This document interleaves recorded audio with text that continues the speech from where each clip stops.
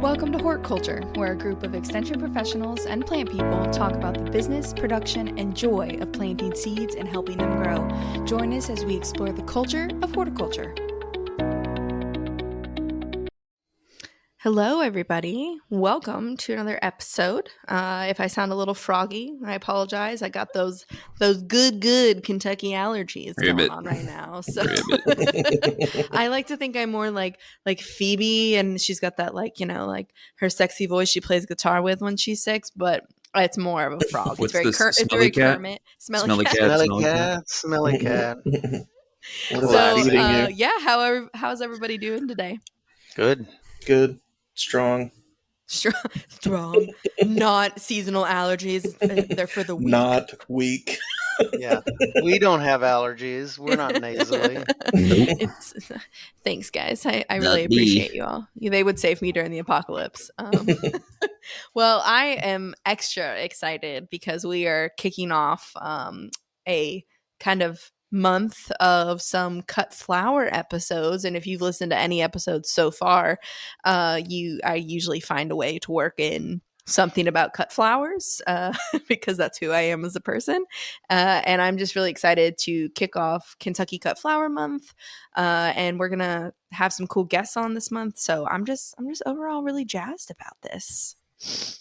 I'm pretty excited as well. I have a couple little facts here for you, a couple little bit of information that came out of this study that a psychologist from the University of Harvard Medical School. I'm sorry, where? Ever heard of it? Never Little known university. I normally don't intellectually slum it with Harvard material, but in this case, I'll make an exception. They did this thing where they assessed people with and without the presence of cut flowers in their rooms or in their houses, or I think they did it in a couple different environments. And they found from their studies, you can read more about this in a couple of different places, including I think the Harvard blog and about flowers from the Specialty Cut Flower Association, I believe. But they found that when there are in the presence of flowers, flowers feed compassion. Flowers can chase away anxieties, worries, and the blues at home. Living with flowers can provide a boost of energy, happiness, and enthusiasm at work. And a quote here from the principal investigator: "As a psychologist, I'm particularly intrigued to find that people who live with flowers report fewer episodes of anxiety and depressed feelings. Our results suggest that flowers have a positive impact on our well-being." So, what better reason to celebrate for a whole month of cut flowers and even if you don't cut them, just grow them in the ground and love on them. This month, July, Cut Flower Month, I'm also very excited.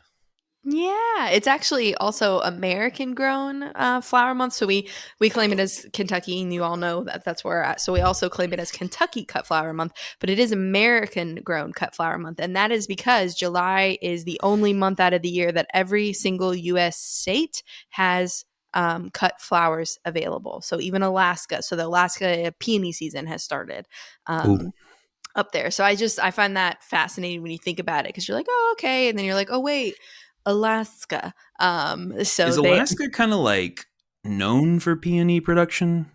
So more recently, like it's not something that's been always there, but in the last 10 or 15 years, they've really done a good job of that. And so there are lots of peony farmers, and they supply the world in these summer and late summer peonies now. They're pretty much one of the only places that grow them this time of year. So it's pretty impressive. That's awesome. Yeah. And I think we're celebrating the whole gamut of cut flower grower, cut flower types, cut flowers in different contexts. Mm-hmm. So that could be for sale. That could be for just picking for your home or giving to somebody you think is cute on a date or something, or bringing them to somebody who's a friend of yours. Or family member, that type of celebration as well. It's not just, we tend to sometimes focus on more of the home side or more of the commercial side, but it's kind of a blend of all those. Mm-hmm. I think we want to give a shout out, but like in the last few years, we've seen like crazy growth in the number of cut flower growers in the state of Kentucky. We keep track of those because, we're here, but Josh, was Alexis, whoever was there, we have some numbers on that, right?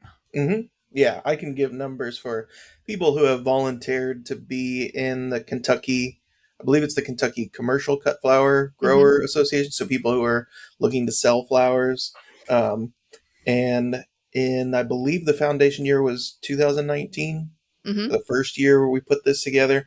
We had 35 people that were listed in the directory. And as of this year, actually, as of today, we are up to, let me make sure I get this exactly right, 117. So that's been in the last 4 years that it's grown pretty significantly. Yeah. And it's grown by about that kind of similar size each year. Like we're just getting like it doubled and then moved on. Yeah, So, I've got some data from the ag census for Kentucky. And so what Josh is talking about is so there's a map. We'll have a link to it in the show notes. There is a map that actually Josh put together, but it is locations of farms. So if you're looking for a farm close to you in the state of Kentucky you can buy flowers from in some capacity, you can get on this map and it'll tell you the farm, how to contact them, their website, whatever, as well as how they sell. So if you're looking for someone close to you who does farmers markets, if you're looking for someone who does roadside stand, whatever that is. So it kind of lists those, and it's a phenomenal map Josh has created. And so, but those are the people who, like he said, have like volunteered to give that information and want to be on that map. So the data I've got from the ag census, which of course is more about just general farm info, so not everybody wants to be on the map, those kinds of things, and the stuff I have. So in 2017 there were 68 people that were saying that they were growing cut flowers as a farm, going back to kind of that like commercial profitability. So they're growing and selling cut flowers, either just cut flowers or they're selling it as part of another operation, and then now what they're in that census is indicating is that there are 150 across Kentucky. So really not super far off from what Josh is saying. We're still seeing that same level of growth, but anytime I can throw a bigger number about how many cut flower farmers there are, I will trump it with a bigger number if the data says that there is one. So, and that might be the 150 might be people who grow cut flowers in addition to another bunch of other stuff, and they're just saying they grow that, and so maybe they don't think of themselves as cut flower growers enough to be part of the association, even though they could be. That's pretty wild. Ray, have you seen like an uptick in interest both locally and statewide, and from your perspective? Yeah, absolutely. I was just talking with some folks from our garden club, and I was related an experience that I had at a spring meeting that we had here in Kentucky, the Fruit and Vegetable Producers Association, and it was amazing that one of the breakout sessions or tracks of um, information there at the meeting was related to flowers and flower production, all things flowers. Alexis was the host, and she kept everybody well in line I threatened them of that by room. any means necessary. Yes, by corporal punishment, I believe, was that the exact term? Listen, we can learn all about how to compost dead things. Yeah, but one it was example needed. really sets the tone. It was needed in that room. I tell you why, because the energy in the room was really through the roof, and it was a standing room only kind of thing. They had to bring chairs in. It was a big crowd, so they were very lucky to have Alexis in there running crowd control over that bunch. But yeah, I've seen just the interest. It kind of reflects what you guys are saying. I'm seeing the same thing on the field side with local interest and on a statewide kind of scope too. But is this just unique to Kentucky, Alexis? You guys that are tuned into this, Josh, or is this a U.S. thing? Kind of what's going on? Is it regional? What's happening? Well, 80% of the flowers that let me just throw some more data at you. 80% of the flowers that are sold in the flower market are imported. So that's mostly South America, but we also have, of course, Holland and places like that.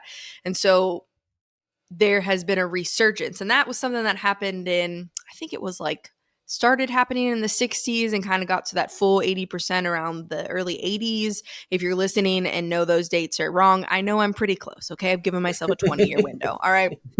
But I anyway, might so not this be is, right, but I'll fight you but if you I'm say I'm pretty wrong. dang close. It's not going to be wrong if you make your specificity wide enough. So that kind of, there was a lot of farms in the US. I mean, farms for all kinds of stuff, vegetables, all that. Same with cut flowers. And then of course, cheaper labor, all of those things go out of the US. So I think that there has been a resurgence. I know I don't have those numbers because I'm only concerned with Kentucky numbers at the moment, but we've seen that same jump kind of all over the US, with people kind of picking up to fill in those markets again, because try to bring that 80% number down. And I think Mm, that shows that there is enough room for people to fill, if we can fill in with American grown, flowers. There's 80% that we can fill and keep it local, right. and Do have the you find that potential there's some to. education needed there? Because you're mentioning flowers produced in countries that could probably not feasibly be produced here in an environment that that is different than our own. Is there any education that's kind of been taking place to get people more accustomed to purchasing things that can be grown locally? Are you I seeing that? I think we kind of almost have to think of, if it's the same in the vegetable world, but maybe to a higher Yeah, extent in the sure. floral world, because there is such a diversity that of things that, in the floral world.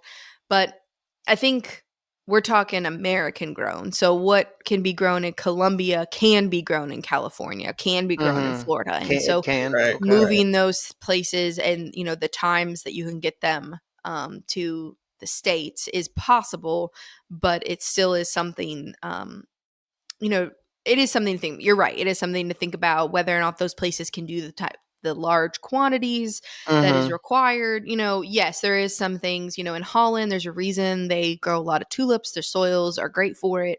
We don't necessarily have the land space here for that, because a lot of that is taken up in food production, which no shame in that. That's fine. But that 80% is a lot. I mean, when you really think about how high that number is, to think that 80% of flowers are imported into the United States, um, that's a big number that we can significantly reduce, and I think still have pretty much everything that we want. It just might be more of like a time of the year thing. Like you're not going to have peonies in the middle of winter, because there's nowhere in the US we can do that. But Right. Well, aren't there are certain species, and I'm probably going to show how I don't know very much about cut flowers here, but one of the things that I remember learning, I don't remember where I learned it, that's why I'm not sure if it's right, likely.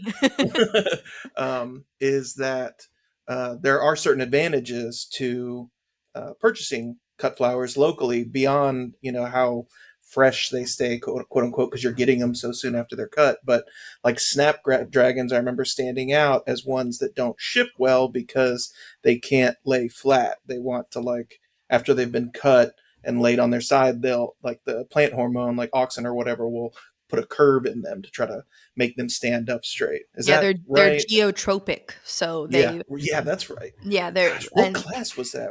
I was that Does that like mean that they'll like chase rocks? Did we?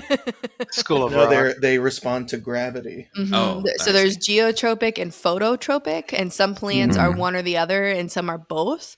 So I don't. Um, I know snapdragons are geotropic. I think Hmm. gladiolus are geo and photo, so they both go against gravity and towards the light if they Right. can. So it's like double. But yeah, so snapdragons are something that they can be harder to ship because of that. Now they have done some ways of like the special wraps that they do that Right. they can't bend.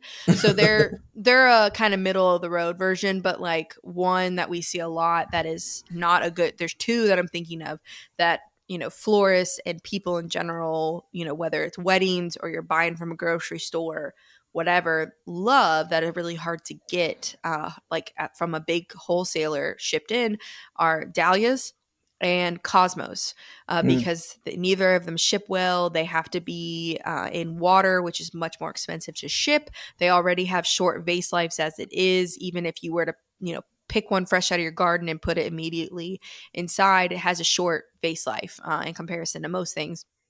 So they never come in good. When I've talked to florists, I know that when they order dahlias, because, they might have a bride or something that has to have them.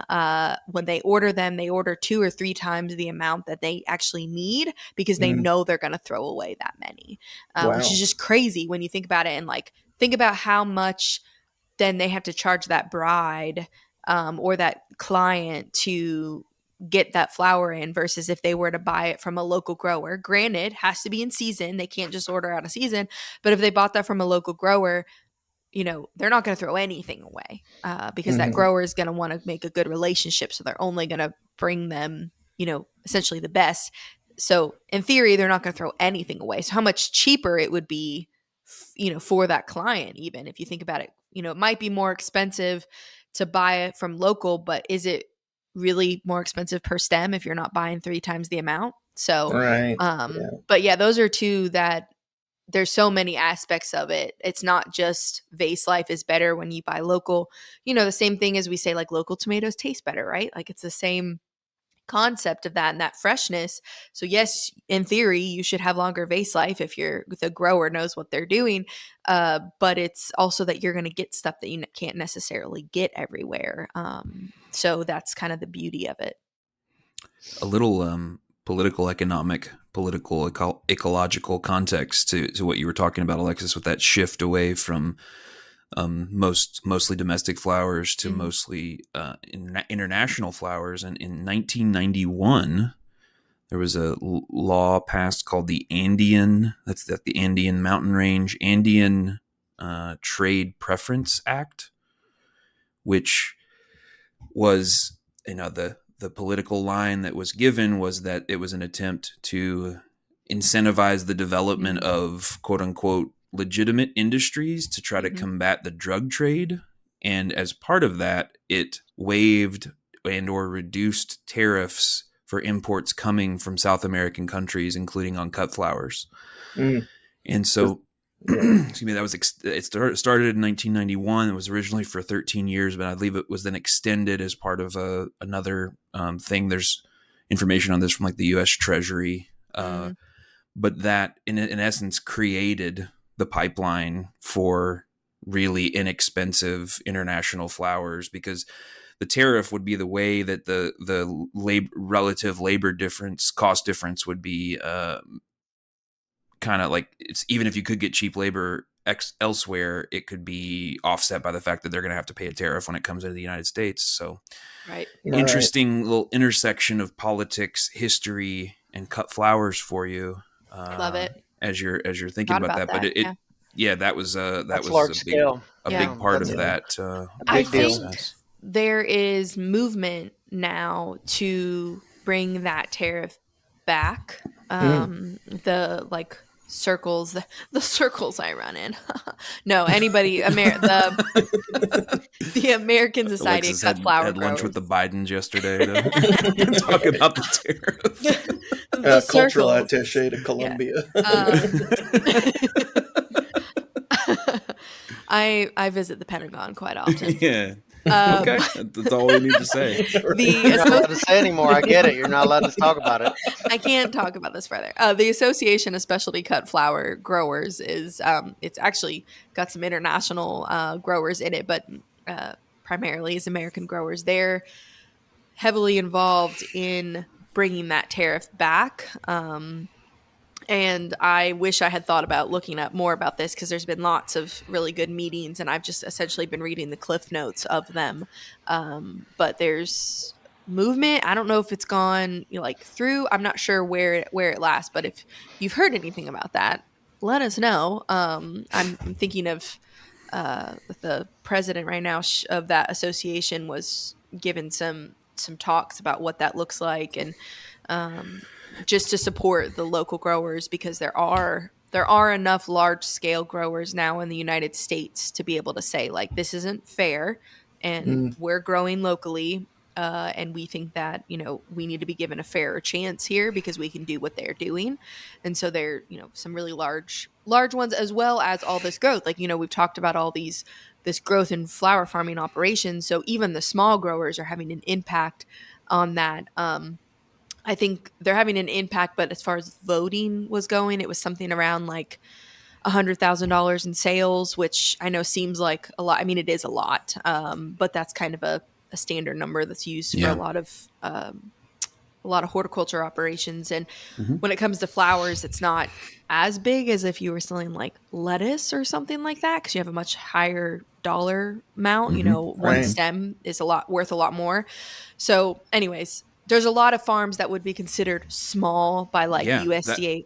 That's one of the craziest things about cut flowers is that people like the dollar per acre Yeah. return or at least gross Uh-huh. is like insane Yeah, compared it's to a one of lot the of highest. especially compared to like commodity crops, like forget about it. Yeah. But even compared to other direct marketing crops, it's pretty wild and cool. And like the idea of like intensive small production fits in a lot I think that's why that it's aren't the grown so Great quickly. Plains. Yeah. Yeah. So the American Specialty Cut Flower Grower Association reported that their membership in the last 4 years has doubled. So yeah, to your question, Josh, about the like growth elsewhere. Yeah, I think that Kentucky's probably growing faster than the country as a whole, but there is still tremendous growth. And I think that's another interesting like intersection of. And that's just their membership, right? Like That's right. that That's doesn't just their count membership. for the people who can't afford to pay $200 or don't want to pay $200 to join that association. Totally. So yeah, and it doesn't account for the fact that some of those members have probably grown in size, Yeah, and they still just count as one, even though they've doubled their sales. And this is another example of like from the culture of horticulture, the broader cultural impacts of the pandemic, and that what it had on both local foods, but also on cut flowers. That people they couldn't go places, and they had some money so that they were using for not going places. Or that they had been using to go places that they weren't using to go places. And they were spending a lot of time in their spaces. Many of them, I'm a homebody. It changed some for me, but some people, it was like the first time that they had spent long hours within their own house and then realizing, oh, this space is like improved by these cut flowers. And this is really nice. My anxiety is somehow lower when I look at them. As I stare into these snapdragons, I forget the world seeming to crumble outside my window. So they had more, or they grew more. Like the seeds, I think I saw something. Johnny's was saying how much, like how their seed, vegetables, everything, herbs, all of that, like their sales increased so exponentially from COVID, because people had time and were home and were looking for something to do at home. So I think a lot of our cut flower, it was already growing before that. Like, we have numbers from 2017, but it grew so much faster that year from people who just wanted, and then they were like, oh, I enjoy this, or it's a good support. Maybe they're still working full time, but it's their teachers, so it's nice for them something to do in the summer, and they sell to their teacher friends. And for some people it is supplemental income, and that's wonderful, and for some people it is a full-time job. And we do have several large farms across Kentucky that I'm not sure if like people knew that like their full-time job is to farm, and they farm cut flowers, and that's it. And now we have some who farm vegetables, and they focus on one or two cut flowers they either bring to market, or I know a big huge vegetable CSA that has decided they wanted to do wholesale sunflowers because it just fit their model, and they need a rotational crop. And so they don't want to do retail, even though they do like retails and they might throw it into a CSA box as a thank you or something, but like they want to add this into their operation to help build their soil and their ecosystem and all that jazz. And then they're going to sell those wholesale. So, and they're full-time farmers, but we have some people who are full-time flower farmers, and they pretty much only do flowers. And I think that's really cool. And a lot of people don't necessarily know that about Kentucky, and we have a great climate for growing cuts here. Is that what they call them in the biz? You just call them cuts. Know. Yeah, we just like call them sweet cuts. slang right there. Yeah. It could be either flower farming or mafia. I mean, it works for either. I know you all are not seeing this. You're not seeing the video. You're just hearing. But Alexis has a leather jacket and has her hair styled like John Travolta in Grease, and she just said cuts. Cuts. And I she just has like M&Ms in the I background. whipped out I noticed that. my knife out of my tool belt that I wear, Yeah. and I whipped Is that a my little switchblade? knife out. Is that I'm intimidated. We call it an open assisted opening. Okay. We do, yeah. It sounds less We call it a threatening. switchblade It's where I'm legal. coming from. It depends on your intentions, Brett. I do harvest with a knife personally, so Yeah. Machete. it's part of No. it. I have it's not a sickle. It's a no. Do I have a sickle? I forget. There's like a handheld version. It's the same, and then The there's like the sickle one the versus Grim the Reaper scythe. carries. Yeah, I think the Yeah, scythe is the I have Grim Reaper and the sickle is the yeah. hand. The curve. Yeah, I think so. Yeah. Yeah, I have a sickle that I use to harvest as well. So, yeah, Nice. I have some fancy, really sharp tools that I carry around. Don't ever come up on me in a field because I have Yeah. 18 different things I could stab you with at in arm's length. Yeah, she might not sell you a cut, but she'll give you one for free. Free of charge. Anyways, yeah, Well, we've so I was wondering if maybe, we talked a little bit about the context.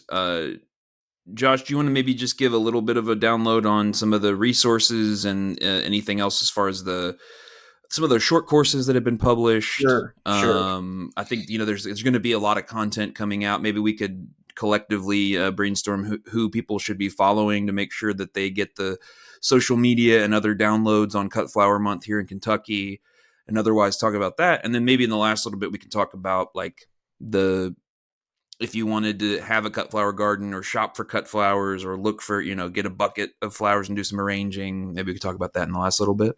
love it.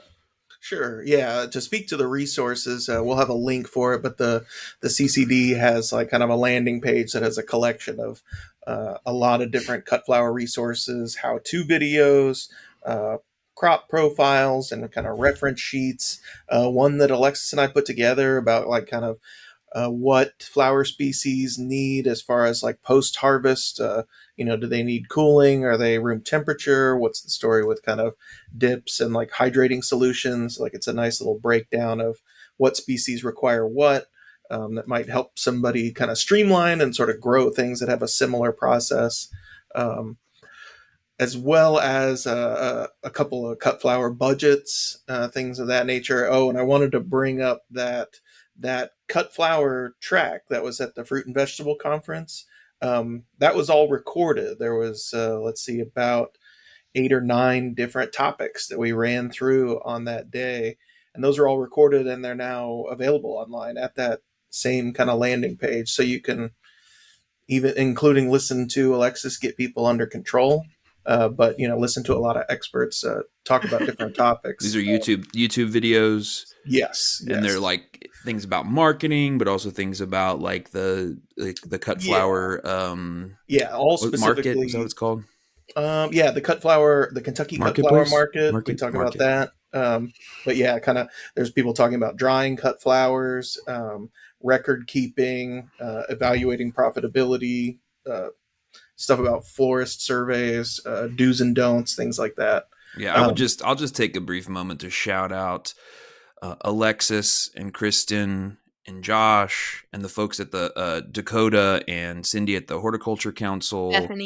Bethany at the Horticulture Council have done a really great job of responding to the need and the clear demand for information about cut flower stuff. My colleague Savannah presented some stuff about some marketing related, and I just think that was something we do see it from some extension systems or some other groups, but I'm really proud and excited to see all the stuff that you all have put together and put out there to support people. Because like as you're talking through this is like a lot of really good information. I can understand why people in the room were so amped to do it. So anyway, that's just my brief. Yeah. Well, and in addition to that short course track that has a lot of nice stuff there, ongoing for the last, I guess, about 4 years, there's been the virtual cut flower short course that, similarly, like I want to say it started out quarterly and has maintained a similar sort of 4-a-year tempo. Yeah, it's the goal. Sorry, I'm interrupting here. Cool. It's kind of like 4 a year, but it's quarterly for the flower farmer. So the goal is to, number one, get you the info that you need before you need it. like actually have to put it into action, and also get you when you are less busy. So you're not going to see them in like a true quarterly fashion. They're kind of going to be crammed more, late fall into late winter, like average timeline. quarterly, but they're not evenly spaced. Right, exactly. Yeah. Just to make sure that it's something that you can attend and ask questions if you want to, and that you have that information available to you before you have to put it into like actual work. Right. So anyways. And that is an ongoing thing that people can express interest in and find out about, when those are occurring. But all the ones that have occurred in the past have also been recorded and are available online. So you can kind of, go through some of these topics, even though we talked about them, years ago, still relevant stuff there.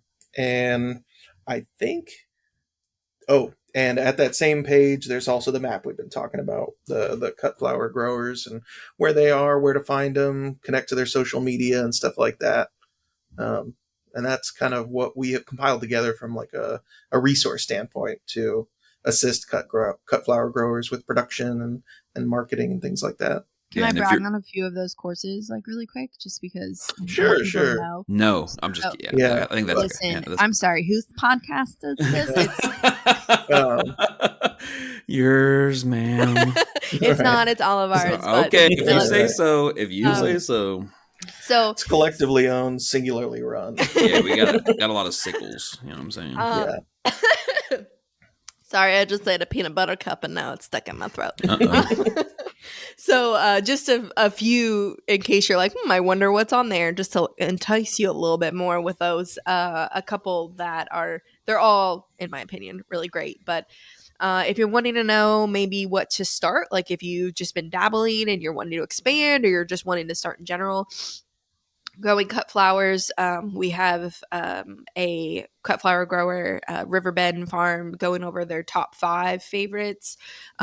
We have the cut flower calendar. So if you're trying to figure out how this might work in your schedule or what you should be doing every month, there's some stuff on that.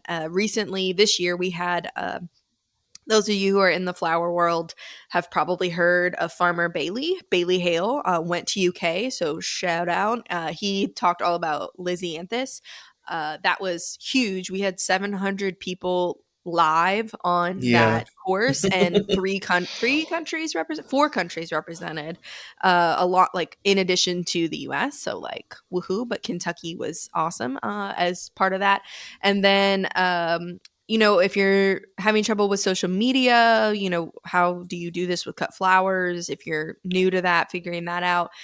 We did one on farm design and layout. So again, if you're kind of new or you're looking to buy a farm, just thinking through some really basic things, which they seem basic, like where to lay your water out, how to organize your fields, but like sometimes it's really nice. So we have Dr. Higgins talked about that. But the upcoming one that we have is going to be in November, and it's going to be with Lindsay Beal. So she owns Wild Root Flower Co. So shout out to The Dirt on Flowers. That is another podcast. If you're a flower person, go check them out. Bloomhill and Wild Root Flower Co.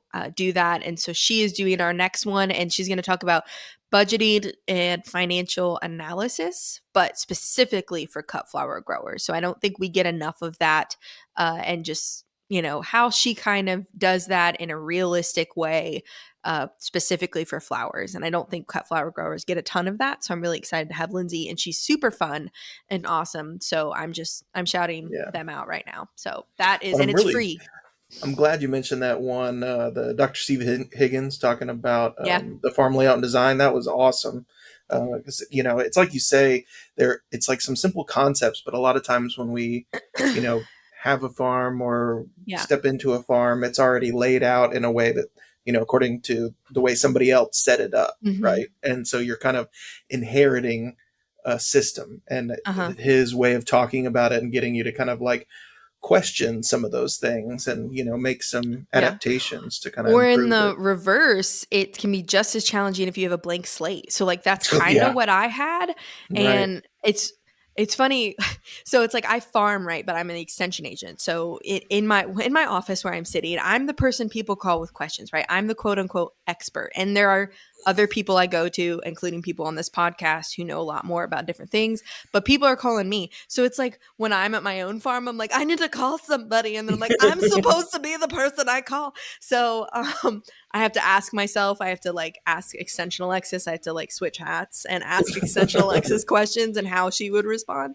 But blank slates can be just as challenging. And that was super helpful to know like what I've been doing, what I've set up that was right so far and what was wrong and but and it's funny because like he's not a cut flower person, but he's really good at farm design layout, and I think he did an excellent job. So shout out Dr. Higgins. And as far as the July cut flower month celebration / highlights, I think a couple people you might want to follow if you're on Insta, and let's just be real, if we're doing cut flowers, probably on Insta, not as much on Facebook. Or I mean, am I speaking out of turn on that, Alexis? I think that if you're in it for the pretty pictures and inspiration, then go to Instagram. If you are in it for, you want to follow a local farm because maybe you want to purchase for them, I mean, still you like pictures and stuff. Most of them also have Facebook pages.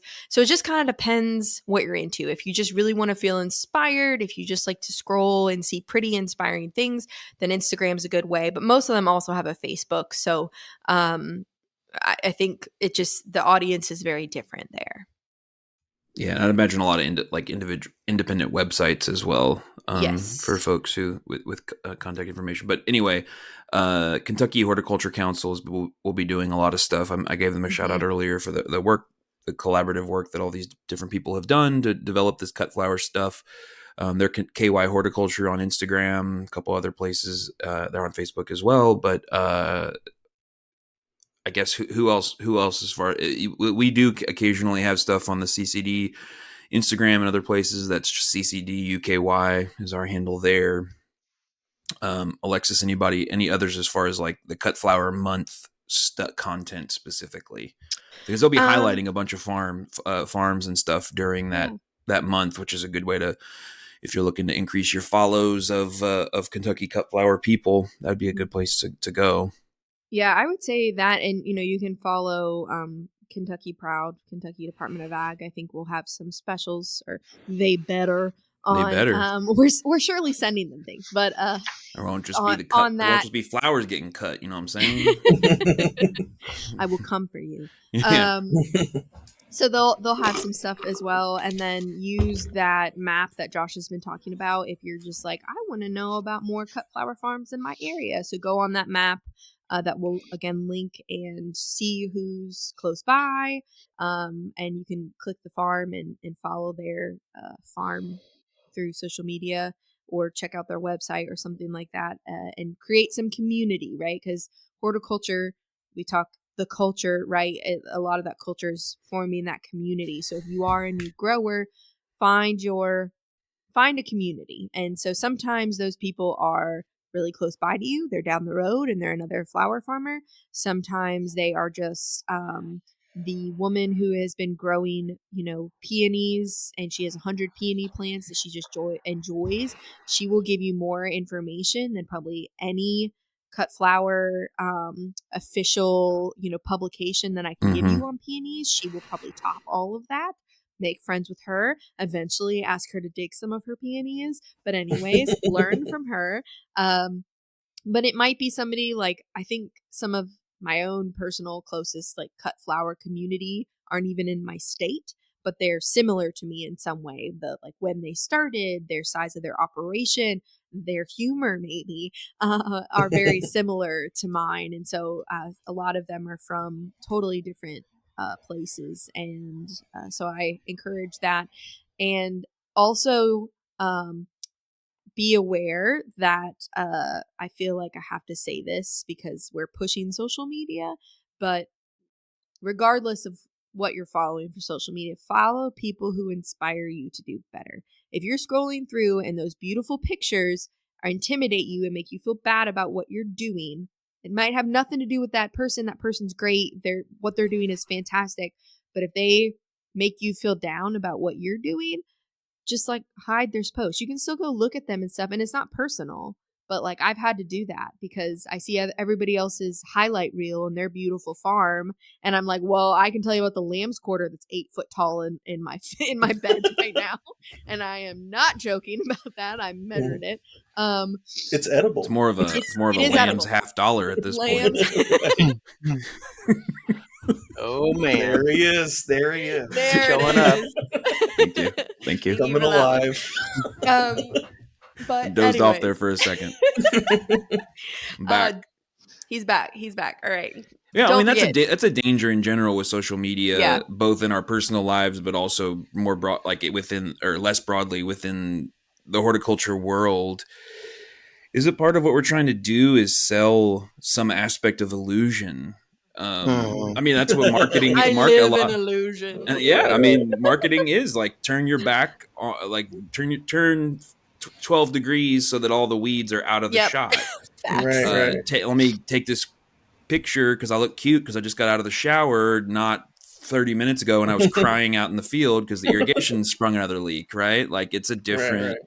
It's You different. put the good thing. beets up front that make people pull over and say, "I need to buy some beets." Yeah. Put the Which is Kanye beats up saying Those front. are your money beets. Exactly. And like I think that is a good PSA, both in terms of like, yeah, you hide it or like get it out of your face if it's causing you tension, but at the same time realize that the people who are on the other end of pressing publish on that post probably had the same exact thing last week when they saw somebody else. Like it's this and nobody's trying to do that. They're just trying to sell a really strong image and brand, but it does have the sometimes the unintended consequence of destabilizing and inspiring insecurity. And nobody's really trying to do it. You know, it's not like Alexis is like, I know Brett's peonies look like shit this week. I'm gonna post this picture of mine. Ha ha ha. It's never like that. It's more like, oh no, Alexis. Actually, so funny that you bring up Brett's peonies because his wife has some peony plants, and where they live in Lexington, listen, he can say what he wants, but where they live in Lexington, they have a heat sink there, right? And I am another 45 minutes south in but out in the middle of the field, and I get some cold temperatures. So his peonies always bloom 10 to 14 days before mine, and I am always so mad. They do. And I'm always like, Brett and Annie have peonies. Why aren't my peonies blooming yet? And I have to remember that, you know, need to climate. get some kind of device that converts your anger into heat for your plant. And I mean, honestly, I get like 2 to 3 extra days because Annie makes me go and sleep curled up around them at night. So that, just so you know, that is a no, don't do that. You can absolutely do that.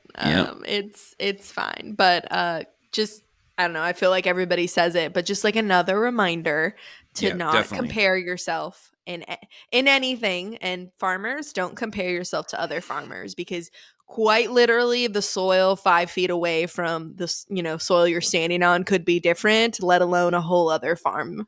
So do what you can with what you got. That's my PSA. And I got real sassy there. And if anybody watched, I'm doing like some hand motions. Yeah, she got her switchblade back out. I got my switchblade dwelling back on out. these peonies. Is this like a I dance need fighting style or Yeah, Capoeira. I've got like I'm like hold my It's hoop. either sign language or a dance battle. I can't tell which. It could be both. Does it have to be? Can I communicate Either or. through my dance? I believe that's a thing. It says a lot. Kind of a it thing. says a lot. But anyway, we got way off topic. I mean, not off topic, but on a different. I think this is on side it's on of topic. it. We were off topic, but we were on one. So you wanted to talk on about brand, Brett. for sure. Well, I just thought maybe we can wrap up with like one thing I learned over COVID. I had my own awakening about horticulture and gardening and everything else, and it was really the realization or the acceptance or whatever that not every square inch of space that I'm going to be cultivating needs to be used for food production, and that there is this whole element of other stuff. And, going beyond our podcast maybe a month or so ago about, what's the things besides money that motivate you, but there's also not just, food. Man or human cannot live by vegetables alone or by just food alone. And reality that the cultivation and creation of a space that gives you this feedback that has all those things I was mentioning earlier about the effect on depression and anxiety and worry. And in a time where I was very, very anxious and very, very worried, even more than usual, about the world and everything else. As someone who eats their feelings, there are also edible flowers. So it all comes back. Yes, indeed, I was going through like 4 pounds of nasturtium a day, just sucking them down. Lamb's quarters. Yeah, Is it a weed? Is it lunch? Is it spinach? Who knows? If you eat enough, it'll just it'll get out before the toxins leach. No, but I realized like, oh, this is an aspect of of this that I hadn't really explored before. We had a big garden, but it was always like it had a very industrial feel. Like it felt like a production field. And so walking out into it was really stressful, actually, because it would be really weedy. It would be really whatever. Yeah, it was a space of labor, right? Yeah. And so we've shifted, but part of that was cut flowers, and then realizing I had not realized that like Alexis, others as well, like and I've gotten them from a number of different places, do these DIY buckets where you can buy flowers and do the arranging yourself, so you don't have to grow the flowers, you don't have to buy a finished bouquet. There is a middle space there. And so I just thought, like, if somebody's interested and maybe they're not the person who's going to get into commercial growing like this, or maybe they're not even going to garden at all, or maybe they want to grow stuff. Like, do we have a top 5 or a handful of things that come to mind as the usual suspects of the cut flower experience, and things that are maybe easier to grow or whatever? Like, maybe we could throw that out there. I'll say one thing before I shut up. Is the thing that I did not realize or didn't think about before is that, okay, so we say cut flowers, right? Greenery, foliage, fillers. That category makes the hugest difference in terms of your like arrangement and like a base to operate from. So that's something that, maybe we could talk about that as a whole other topic at some point. Maybe talk about the floral design or something with somebody who does it, better than me. But that was a big one for me. And so I'm starting to think about like, okay, can I grow some stuff that I can use as greenery, or take stuff that I have and use it as greenery? And I've used hydrangea leaves, I've used elderberry leaves, and like an ikebana minimalist arrangement was like with lilies that you grew. It was like, like very moving to me. But so anyway, but that's my little tidbit there. Last year I had a couple of my friend Sean brought me several buckets of flowers for my birthday that we then arranged into like 10 or 12 like pretty large displays or pretty large bouquets. It's fun. Extremely fun. But anyway, so do you all have some thoughts? Yeah, some thoughts on any of that? So this question I am going to try to not overdo. Yeah, I also have this little. These are a little on the back end of their life, but maybe there's some species in here that might spring to mind. Some things. Yeah. Ooh, look, some Sir Wowies status. I love it. It's also called rat tail status, which I mean, it's pretty accurate, but it's harder to market that. Sir Wowie, that's the Latin. But it sounds fun. So, yeah, I think it depends on time of year, but let's just say for most people, they can handle like a summer, kind of a warm weather garden. So, the first one has to be zinnias because everybody knows what they are. But for those of you who went, like just now when I said that, and everybody knows the sound and face that I just made. There are so many. Zinnia isn't like your grandma's zinnia anymore. Not that there was anything wrong with grandma's zinnias, but if you are a zinnia like hater, and they're out there because you don't necessarily. So let's just call it what it is. They're kind of like, because they're easy to grow. They're kind of like basic, right? Yep. They seem basic summer bouquet. They're like that's why I love them. They're like I started with. That's what I watered down sunflower, like right. That's the thumbing your nose at it. But you're saying not all zinnia is not a zinnia is not a zinnia. Yeah. So totally love them for who they are, but realize that we've come a long way in zinnia breeding, and so there are a lot of fantastic colors and even shapes and sizes now. So if you're one of those people that very boho muted feel, look into the Queen Lime series. For those more Did you say muted Queen of tones. Lime? Queen Queen Lime? Lime Queen series. Lime. Yes, So there's Queen Queen Lime. Lime Orange, Queen Lime Red, Queen Lime Blush. There's a bunch. So look into that series. And then there's some really light pinks if you're more into that. I grow a huge range of them and love all of them, but understand that very like, I don't know. It's like some of them just are like, I think there's a mix called like circus, and that is how they look and feel. And it's Have not you for gone everybody. through? Would you say you've gone through a period of like relationship change with zinnias? Did you used to thumb your nose at all? I don't know if I've always grown them, but I do not like certain varieties, and Gotcha. I've really like gone down in the colors and the types that I grow. So I do thumb my nose at some varieties, Gotcha. but not ever zinnias. The next one I would tell you is celosia. Again, another one that everybody knows. That one's also called coxcomb, but celosia, tons of shapes and sizes. You can have ones that look like brains, others that are more fan shaped, a coral, others that are like pretty plumes of they look like smoke or not smoke, like fire coming up. And they also come wide variety of colors, those nice burgundies all the way to those bright golds, and there's some greens and stuff now. So don't really explore kind of what shape and size. I grow an entire row of those of just different types of celosia because it's my favorite. I'm really excited. There's a variety that is called like Texas vintage rose mix, and the foliage is beautiful. So the plant itself is like just beautiful before it even blooms, and it's these different shades of like reds and like, or not reds, burgundies and golds and like dark greens and like, I don't know, real muted tones, and I'm sandy colors, which Josh is like gross, but feels I like love. you should listen to like some Willie Nelson while you pick that. It's just I love it. Redheaded I love it so Stranger, much. with your vintage red Texas. Mm. Oh yeah. What I was really laughing at was the editing where it was like they're red, not red, burgundy. Burgundies, maroons, just some A lesser vintage mind would say shades. red, but that's not what we're doing here. Red is basic. We don't go for that. So celosia, so Sort of zinnia, a celosia. childish garnet. Yeah, it's whimsical. Color.